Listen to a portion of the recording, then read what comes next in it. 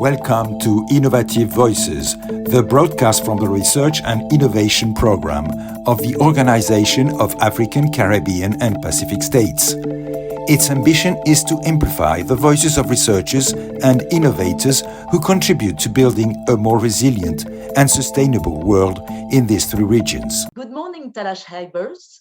Value doesn't wait for the number of years. If we look at your background, you are 26 years old. You grew up in Kenya on the farm run by your Dutch father and your Kenyan mother. You learned about the potential of insects while studying international food and agribusiness at HAS, University of Applied Sciences in Netherlands. In November 2018, you set up an insect farm in Kenya near Nairobi, which now employs 78 people and makes a profit. Did your company seem a bit crazy to people at the beginning? It didn't seem a bit crazy. It seemed very crazy to a lot of people. I mean, it's a completely different way of farming. You're farming insects, you're not farming cows or chicken or something that everybody knows. So everybody thought not just a bit very crazy in the beginning. How do you want to work with garbage? How do you want to work with insects? So it's been a very interesting journey. Okay.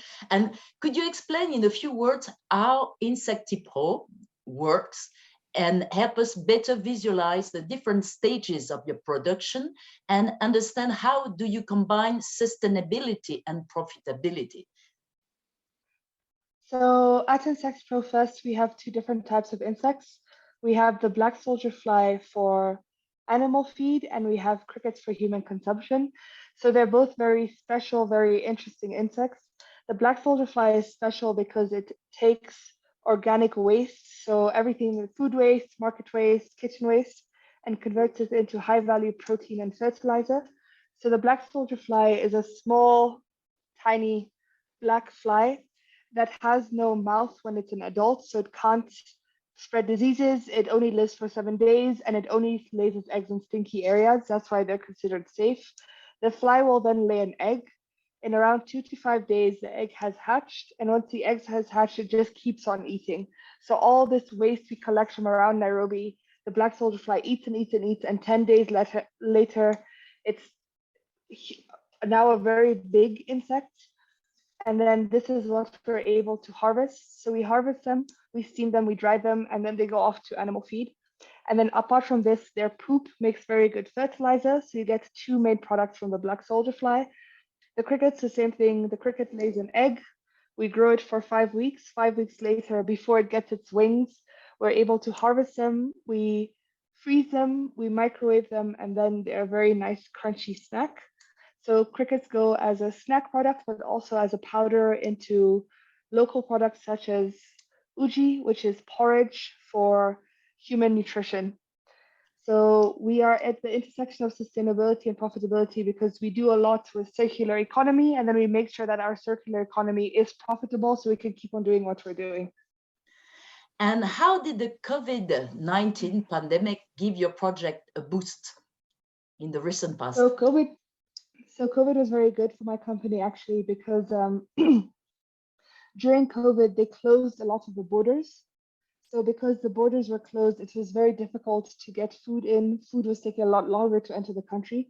So especially for the black soldier fly, products such as fish meal and soy, which is what it is replacing in feed, became scarce.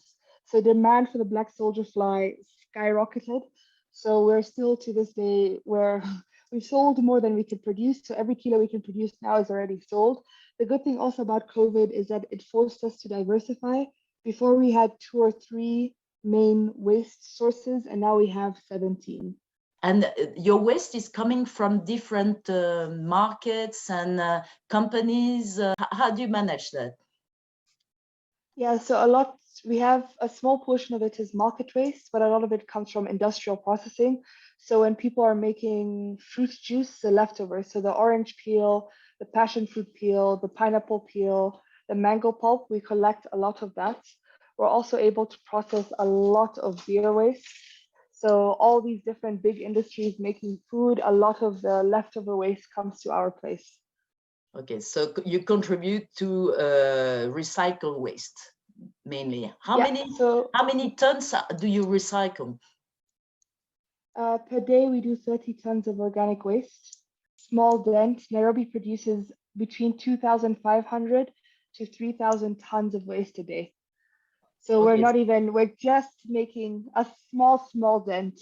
Yeah. And there are other companies doing the same than you are doing, or you are quite Yes. few? There's another very big company. They're called Synergy. They're based on the other side of Nairobi, but they work a lot with human waste. So they work a lot with poop, and they're able to use a black soldier fly to convert human waste into usable protein and usable fertilizer. And then apart from that, there's smaller companies here and there, but really large scale, you're talking Insectipro, Synergy, and EcoDudo have started to grow a lot in this space as well. And what do you think it takes to get into this type of production? What are the key success factors and the obstacles to overcome to make a living out of this business and make it grow? Patience. At Patient the first. yeah, at the end of the day, they're animals. Sometimes they can take 10 days to grow, sometimes they can take 12. And because it's such a new industry, there are no developed, standard operating procedures. Everybody's still being very secretive about their machines.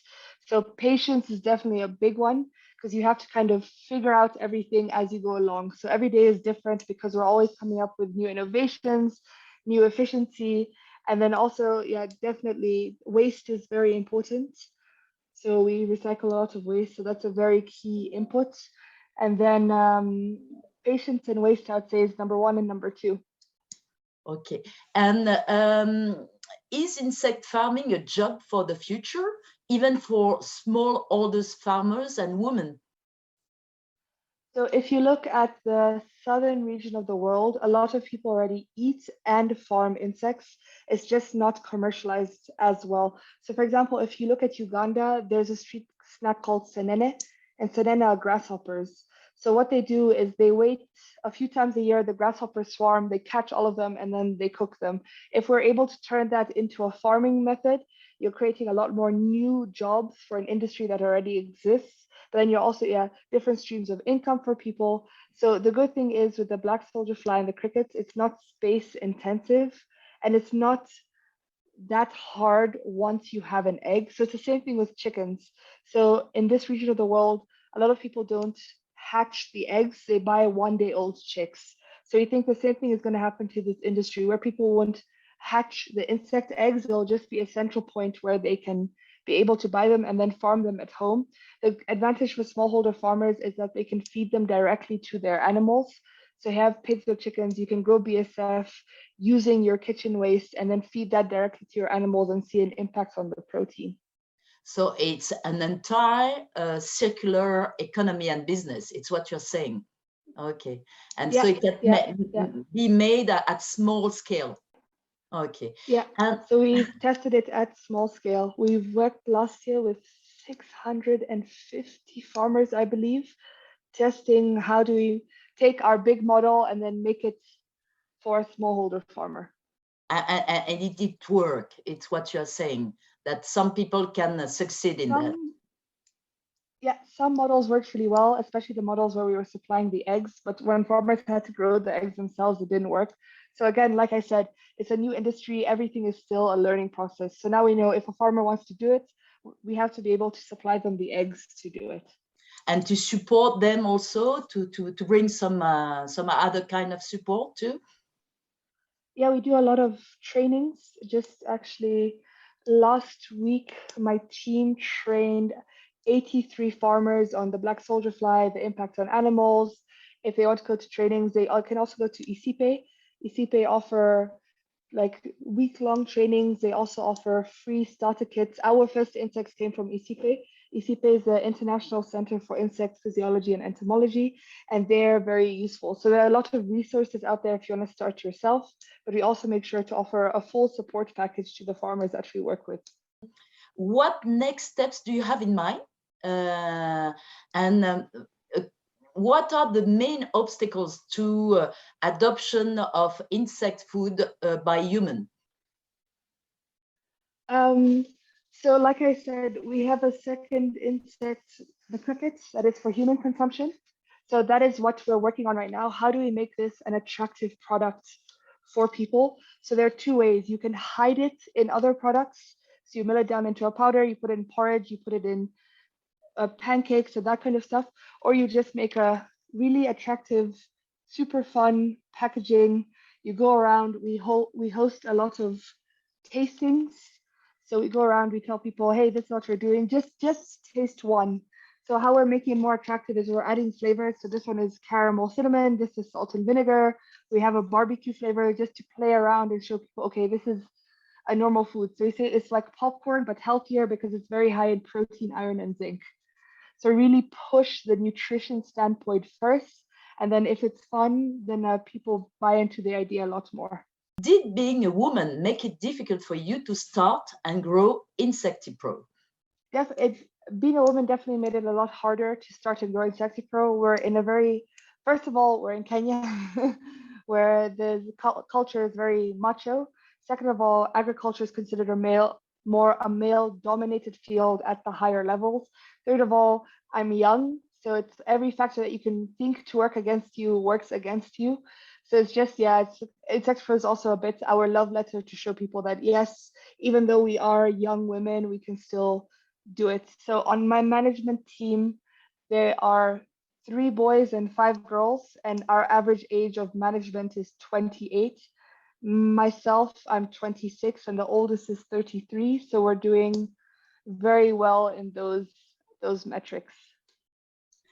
And what could be done, according to you, to allow women's talents to be better expressed in research and innovation in Africa, for example? More PhDs directed at women. Women need to be given the same kind of opportunity as men. So I don't know exactly how that can be done, but it's like working. So when we give projects to ICIPE, we're very clear that we want a woman PhD student to run that project. So companies can be the ones asking these institutions who run research to hire more women or to work with more women who are PhD students, because after that, then it's a lot easier for the companies to hire those women that they worked with. We always ask for masters, at least if we're doing 2 or 3 projects, at least 2 of the projects have to be run by a woman master student. Okay, great. And yeah, what are women's assets in these fields that should be better valued according to you too?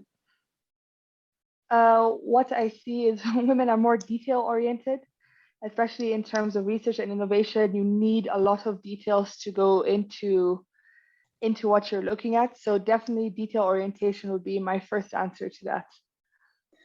And just to conclude our interview, on the occasion of International Women's Day, what message would you like to send to the women researchers and innovators of the African, Caribbean, and Pacific countries?